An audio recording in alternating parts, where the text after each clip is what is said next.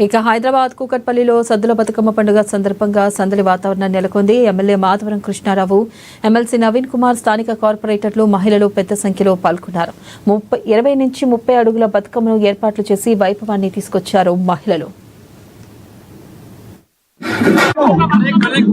రాష్ట్రంలో కొన్ని 100 సంవత్సరాల నుంచి తెలంగాణ రాష్ట్రంలో అక్క చెల్లెళ్ళు ఎంతో బ్రహ్మాండమైన వాతావరణంలో గౌరమ్మను పూజించి 9 రోజులు ఈ రోజున లాస్ట్ డే నిమజ్జనం చేసే విధంగా ఎంతో బ్రహ్మాండంగా మా అక్క చెల్లెళ్ళు బతుకమ్మను పూజించి నిమజ్జనం చేసే విధంగా చేపట్టాం.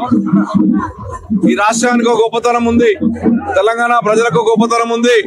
ఈ తెలంగాణ రాష్ట్రంలో ఆడక్క చెల్లెళ్ళు కూడా బతుకమ్మను పూజించి గౌరమ్మను పూజించి మా కుటుంబం బాగుండాలి, మా రాష్ట్రం బాగుండాలి, మా దేశం బాగుండాలి అనే విధంగా ఈ రోజున బతుకమ్మ ద్వారా మా అక్క చెల్లెళ్ళు వచ్చి ఇలా ఒక మంచి కార్యక్రమాన్ని నిర్ణయిస్తారు. ఇంటికి వచ్చి అమ్మగారింటికి వచ్చి దాంట్లో భాగంగానే దేశంలో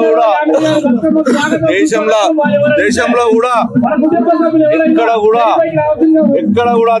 ఎక్కడ కూడా కుక్కడపల్లిలో ఉన్నటువంటి బతుకమ్మలు సుమారుగా 30-40 ఫీట్ల బతుకమ్మలు చేసి ఒక బ్రహ్మాండమైన వాతావరణంలో ఫస్ట్ ప్రైజ్, సెకండ్ ప్రైజ్ ఇట్లా ప్రైజులు కూడా మేము పొందే విధంగా మా కుక్కడపల్లి గ్రామస్తులు చాలా బ్రహ్మాండంగా బతుకమ్మ కార్యక్రమం చేస్తారు.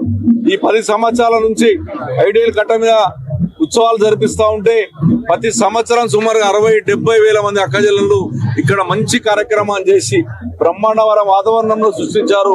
నిజంగా ఐడియల్ రంగనాయ చెరువు దగ్గర, మా రంగనాయకుల గుడి దగ్గర బ్రహ్మాండమైన వాతావరణంలో చేస్తారు. కాబట్టి ఎవరికి ఏ విధమైనటువంటి నష్టం జరగకుండా పోలీస్ అధికారులు చూడాలని, మున్సిపాలిటీ అధికారులు చూడాలని.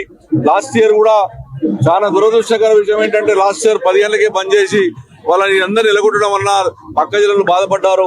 ఒక్కసారి ఆలోచన చేయమని చెప్తా ఉన్నాను.